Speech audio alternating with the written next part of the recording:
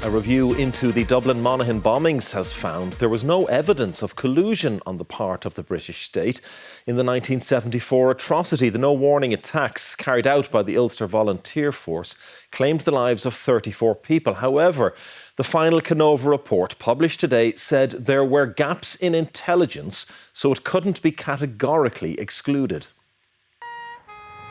3 car bombs exploded in Dublin and a fourth in Monaghan 90 minutes later in May 1974, claiming 34 lives. The bombings were reviewed under Operation Denton, which was established in 2020 to examine allegations of collusion and activities of a group referred to as the Glenanne Gang, which was linked to 127 sectarian murders. Publishing its findings today, Operation Denton said it found no collusion on the part of the British state in the Dublin-Monaghan bombings, but said it can't be categorically excluded. We haven't seen any evidence of collusion in regard to the Dublin and Monaghan attacks, but I also outlined in the final report that we do recognise there are quite significant gaps in the intelligence picture. The Kenova Report says there is no specific intelligence which, if acted upon, could have prevented the Dublin-Monaghan bombings, which it says were carried out by the UVF. It says the UVF was independently capable of carrying them out with the knowledge, materials and expertise needed.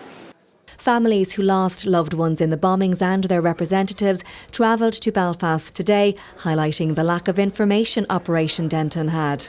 They don't know where the bombs were stored. They don't know who made them.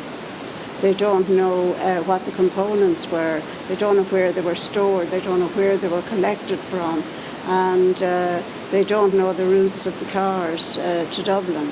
I feel I have a big responsibility to get all the truth that I can out about what happened to my mother. We have a certain amount, a good bit of knowledge, but we'd like the full story to come out. And that's what we were hoping that Denton would do. So it's not happened today.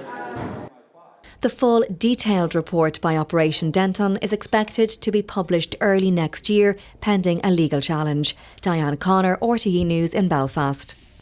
Well, the Kenova Report also focused on the activities of a key British Army agent at the heart of the IRA. It revealed how Stakeknife had been lavished with money and protected from investigation in return for vast amounts of information.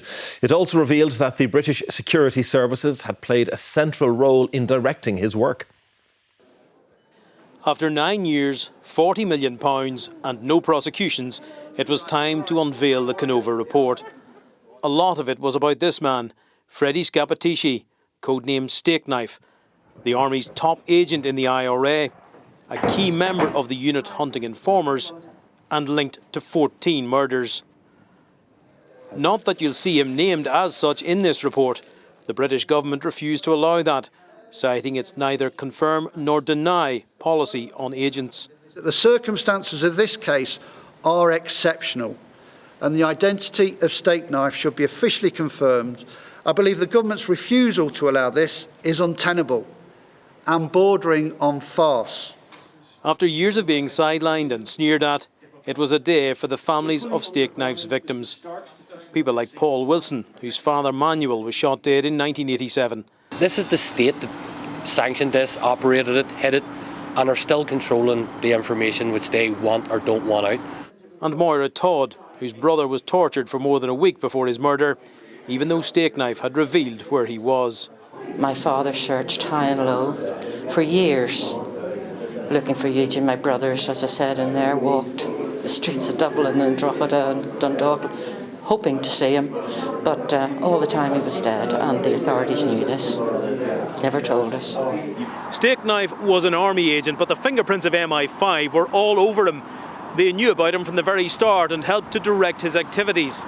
The Kenova team struggled to get information out of them, to the extent that sometimes, they said, it felt like an attempt to impede their investigation and conceal the truth. Some of the detail is jaw-dropping. Stakeknife's handlers had flown him out on a military jet for a holiday, while police sought him for murder. The army was so enamoured with their star agent, they planned a dinner in his honour. Freddie Scappatisci had been facing the prospect of being charged with murder and kidnap. He died in England in 2023 before a prosecutorial decision was reached. Conor McCauley, RTE News, Belfast.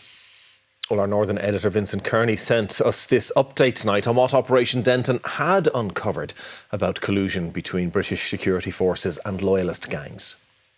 Operation Denton investigated allegations of collusion between members of a loyalist gang that operated in mid-Ulster and South Armagh in the 1970s and 80s and members of the British security forces. That gang has been linked to 127 murders.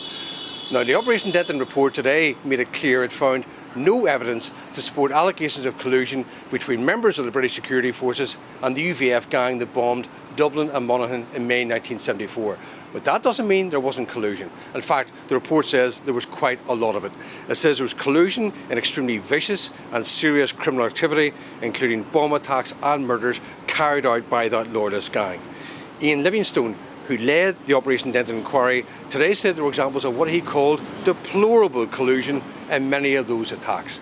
Now, Taoiseach Micheál Martin today responded to the overall findings of the Denton report and said he was shocked by the confirmation that a network of loyalists involving members of the RUC and Ulster Defence Regiment have been involved in more than 120 murders. This is seismic in its conclusions and in its confirmation, and it is shocking. And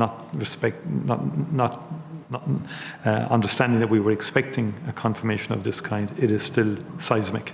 Well, the Taoiseach expressed shock at those findings on collusion.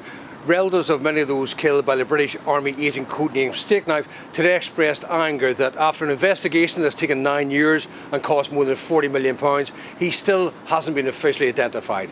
That's despite the fact that it's been widely reported that Stakeknife was former West Belfast man Freddie Scappaticci, who died in England just over 2 years ago. Now, PSNI Chief Constable John Boucher today described the British government policy that prevents him being officially named as bordering on farce.